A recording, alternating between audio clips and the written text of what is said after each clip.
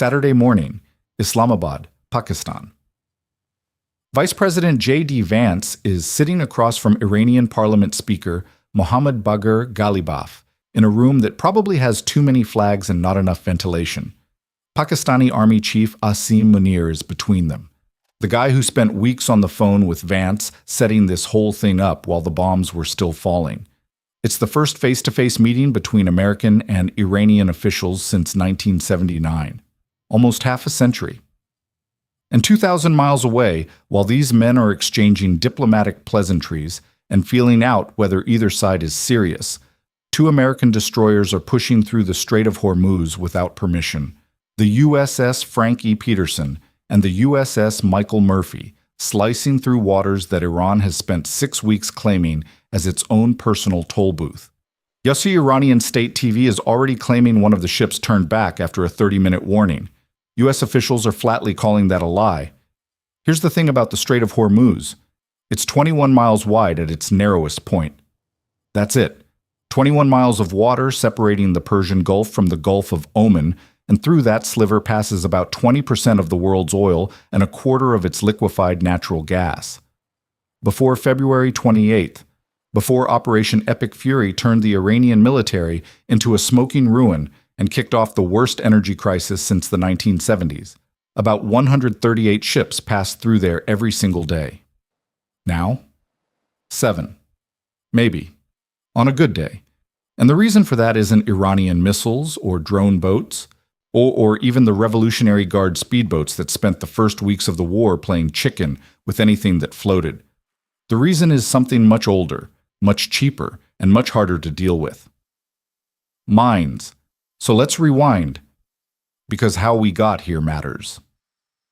On February 28, 2026, the United States and Israel launched Operation Epic Fury, a coordinated air campaign that killed Supreme Leader Ali Khamenei, obliterated Iran's air force, shattered its navy, and reduced its air defense network to scrap metal.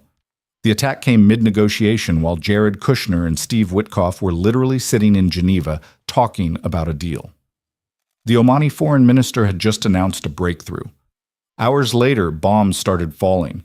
Iran's response was immediate. Missile and drone strikes on Israel, on U.S. bases across the region, on Gulf Arab states that had nothing to do with any of it. But the real counterpunch, the one that actually landed, came from the Islamic Revolutionary Guard Corps Navy. On March 2nd, a senior IRGC official went on state media and announced the Strait of Hormuz was closed. Any ship that tried to pass would be targeted. And then they started laying mines.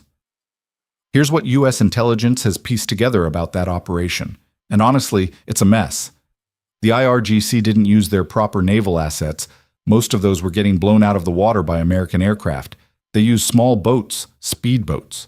The kind of thing you can't track reliably from satellite or radar because there are literally thousands of them in Iranian waters on any given day. Some estimates put the IRGC's fleet of attack-capable small craft at 3,000 to 5,000 vessels. The U.S. claims to have sunk all 28 dedicated mine layers in the opening days of the war. But that's like claiming you've solved a cockroach problem by stepping on the ones you can see. The mines themselves are Iranian-manufactured, Maham 3 and Maham 7 variants according to U.S. intelligence assessments. Nobody outside the IRGC knows exactly how many were deployed. The Pentagon's best guess from mid-March was less than a dozen to about a dozen, which is not exactly a confidence-inspiring range. Iran's total mine stockpile. The Defense Intelligence Agency estimated more than 5,000 back in 2019, but here's the part that nobody was expecting. According to U.S. officials who talked to the New York Times last week, Iran cannot locate all of the mines it laid. They didn't systematically track every placement. Some were deployed in ways that allowed them to drift or move with the current. The documentation, if there ever was any, is incomplete or non-existent. The Iranian foreign minister, Abbas Araghchi, basically confirmed this without saying it directly. When he announced the strait would be reopened, with due consideration of technical limitations, U.S. officials immediately understood what he meant. He wasn't talking about diplomatic limitations. He was talking about the fact that Iran lost track of its own weapons. So you've got a 21-mile wide strait. essential to a fifth of global oil supply, now contaminated with an unknown number of mines in unknown positions. Some of them may have drifted miles from where they were originally placed. No, and neither the country that laid them nor the country trying to clear them has a complete picture of where they are. This is the problem 2 American destroyers just sailed into. If you were watching flight tracking websites back in February, and a lot of people were, you might have noticed something interesting over the Strait of Hormuz. P-8, A Poseidons.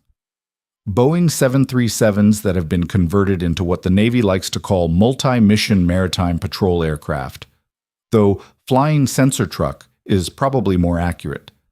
The P-8 is one of those weapon systems that doesn't look like a weapon until you understand what it does.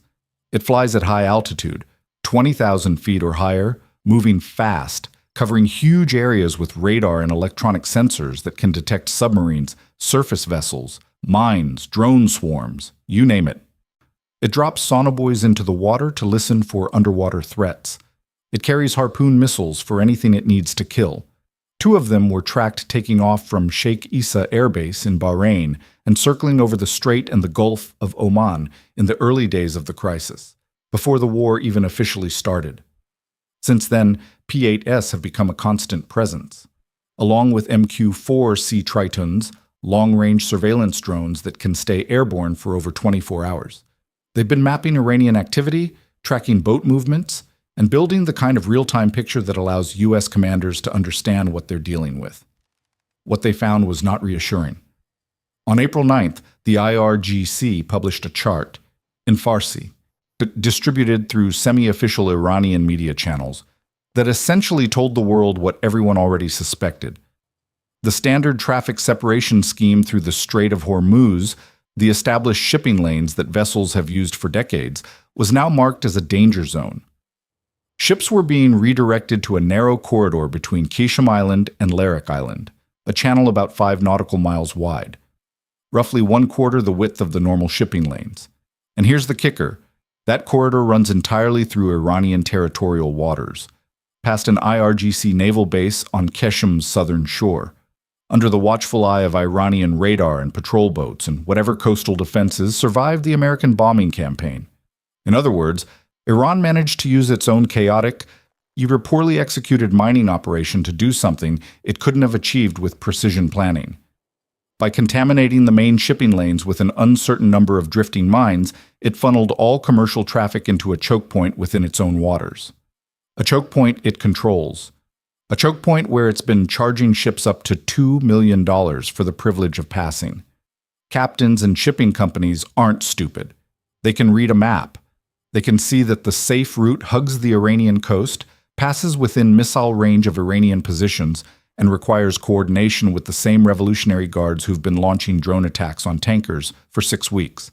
They can also see that the alternative, the normal shipping lanes, might have floating bombs in them that nobody can reliably locate. Mine insurance companies are even less stupid. Lloyd's of London and other maritime insurers have made clear that any vessel paying tolls to the IRGC, which is designated as a terrorist organization by the United States and the European Union, risks voiding their coverage. If you pay to pass through the Iranian corridor and something goes wrong, you might be on your own. The result is paralysis. 3,200 vessels with roughly 20,000 seafarers were trapped on either side of the strait as of early April. Nearly 800 of those are tankers and cargo ships. Traffic that used to flow at 138 ships per day has collapsed to single digits.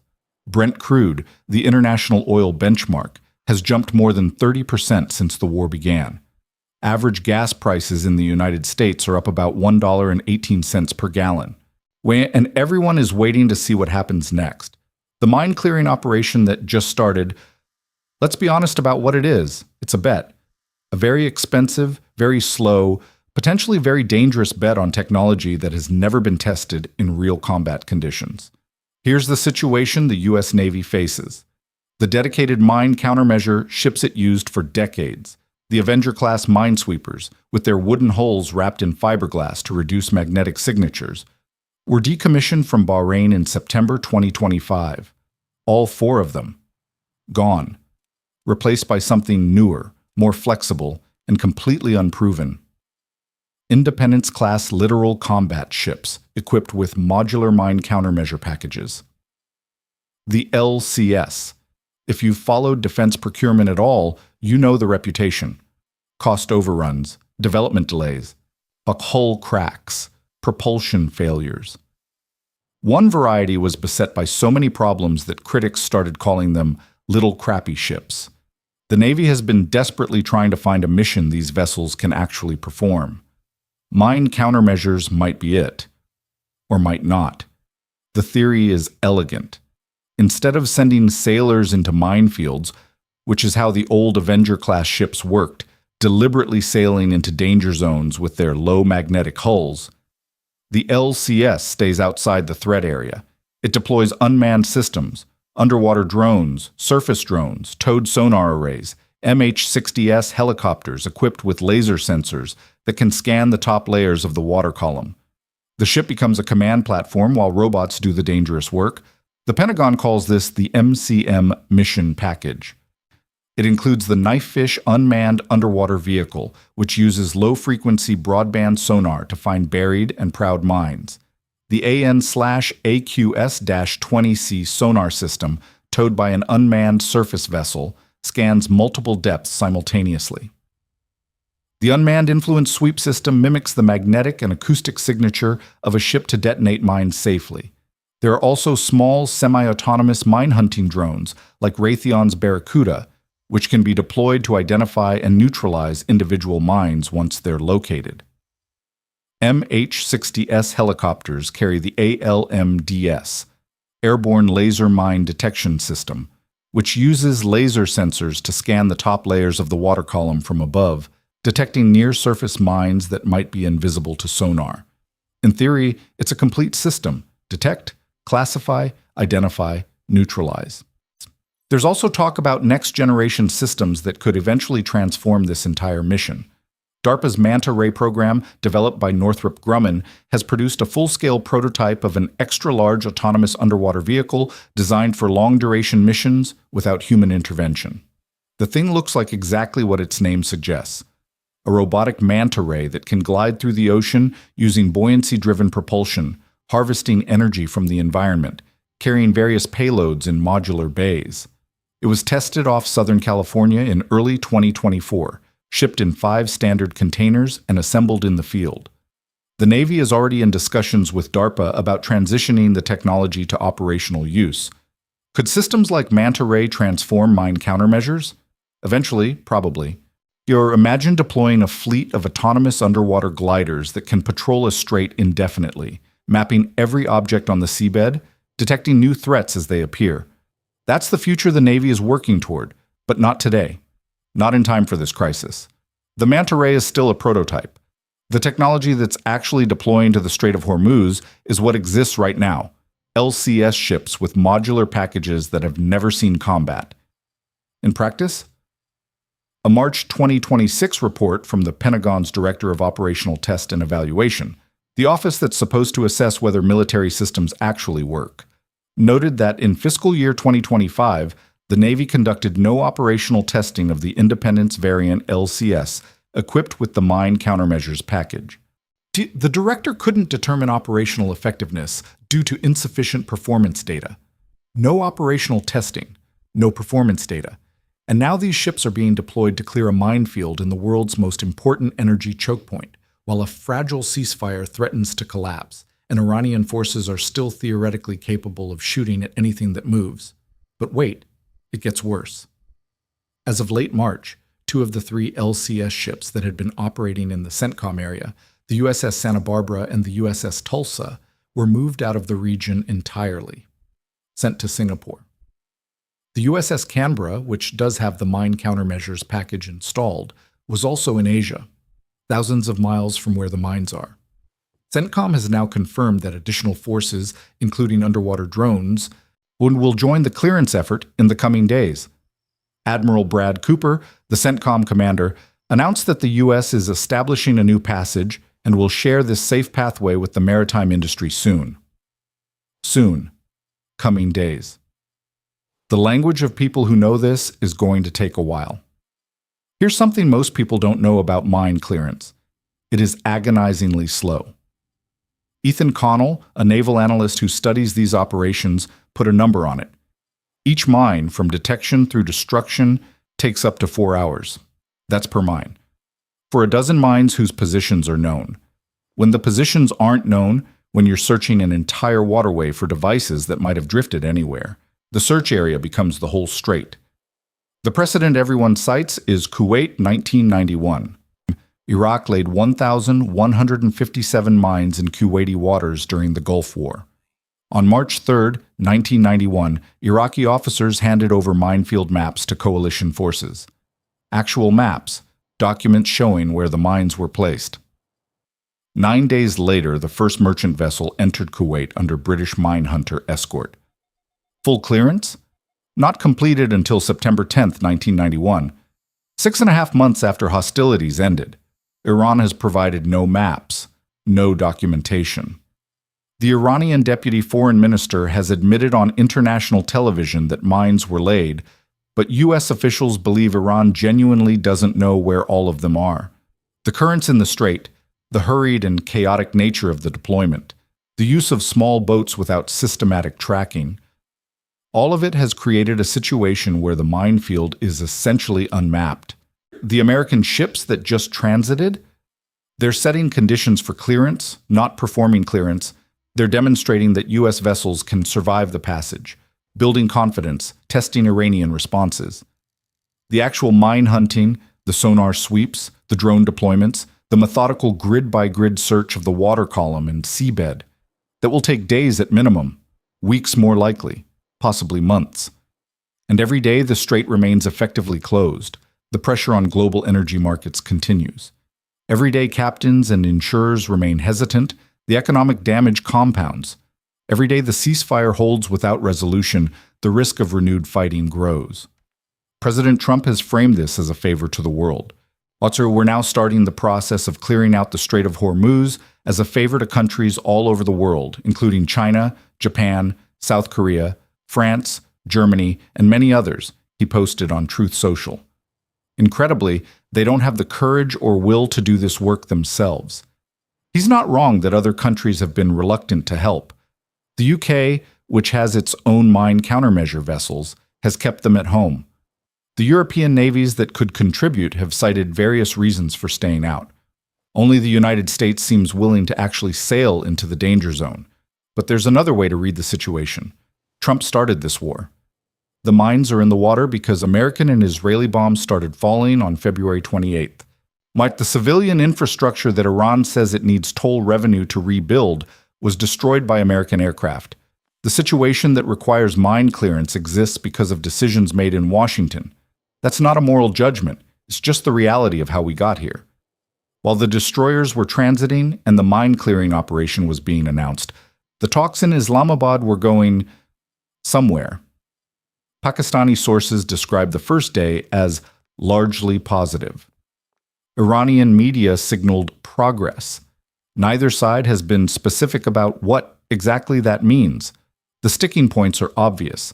Iran wants sanctions relief, all sanctions lifted completely. It wants compensation for war damages. It wants the right to charge tolls in the Strait of Hormuz, which would generate revenue while also establishing de facto Iranian sovereignty over an international waterway. It wants a permanent ceasefire that includes Lebanon and Hezbollah. It wants its frozen assets released. The United States wants zero enrichment, no nuclear weapons capability, no advanced missile development, and critically, it wants the Strait of Hormuz opened completely, immediately, and safely, without tolls, without Iranian control, without conditions. These positions are not close. The Financial Times reported on Saturday that negotiations have already hit a stalemate over the strait. The 2-week ceasefire, which was supposed to create space for real talks, is already being tested by Israeli strikes in Lebanon that Iran considers a violation. Vice President Vance, the former Iraq war critic who privately opposed this conflict before it started, who has been building back channels with Pakistani mediators for weeks while staying publicly silent, now has to somehow bridge an unbridgeable gap. He's flanked by Kushner and Witkoff, the same men whose Geneva negotiations ended with bombs falling. The Iranian delegation specifically requested Vance, apparently viewing him as more reasonable than his colleagues. The White House called that a clearly coordinated propaganda campaign. Maybe it was. Maybe Iran is trying to drive wedges within the American team. But it's also true that Vance has positioned himself differently than the others. He has relationships in the region that predate this crisis. He has a record of skepticism about military interventions that Iranian negotiators are aware of. He may represent the best chance for a deal that doesn't involve months of mine clearing under hostile conditions. Or he may be irrelevant. Because even if a deal is reached, even if the ceasefire holds, even if Iran agrees to everything the U.S. demands, someone still has to clear those mines. Someone still has to make the Strait safe for the thousands of ships waiting to pass. Someone still has to solve the physical problem that no diplomatic text can wish away. The Navy says underwater drones will be arriving in the coming days. CENTCOM says a safe passage will be shared with industry soon. Admiral Cooper says the Islamic Revolutionary Guard Corps Navy is in irreversible decline. All of that may be true. But the mines don't know they've lost. They're still down there, drifting in the current, waiting for a hull to brush against their trigger mechanisms. And until every single one is found and neutralized, the Strait of Hormuz remains exactly what it's been since early March, a guessing game with global consequences. There's a phrase that keeps appearing in defense analyses of this situation: man in the minefield. It refers to the old way of doing mine countermeasures, sending sailors directly into danger, relying on specialized low-signature ships to avoid detonations, accepting a certain level of risk as the cost of clearing the passage. The new approach is supposed to eliminate that.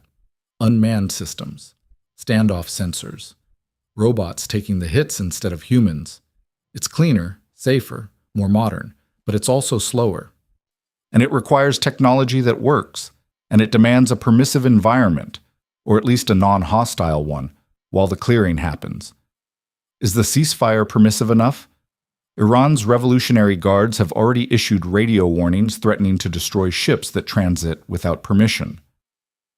Tehran officially called the American destroyer crossing a ceasefire violation. The same IRGC that laid the mines still possesses hundreds, possibly thousands, of speedboats capable of harassment, attack, or laying additional mines. Even if the current ceasefire holds, even if talks progress, even if Iran decides it's in its interest to allow mine clearance, the work will happen in contested waters, within range of Iranian coastal defenses, under the surveillance of an adversary that has every reason to complicate the process. The United States has reinforcements coming. The USS George H.W. Bush Carrier Strike Group is heading to the region, adding another 5,000 to 6,000 sailors and a full air wing to American forces in theater. The 82nd Airborne Division has deployed command elements. Marine expeditionary units are on station. In terms of raw military power, the U.S. can project overwhelming force into this space. But force doesn't clear mines. Patience does. Precision does. Time does. And time is the one thing nobody has. The ceasefire runs for 2 weeks. Oil prices are elevated and volatile. Gulf states are bleeding money with their exports trapped. European and Asian economies are feeling the supply shock.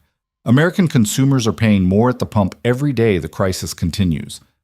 The political pressure on all sides to reach a resolution is immense. But the physical reality of mine countermeasures operates on its own timeline. You can't tweet the mines away. You can't negotiate them into non-existence. You have to find them, one by one, and destroy them. The operation that started Saturday, 2 destroyers crossing the Strait, underwater drones coming soon, safe passage to be announced, is the opening of that process.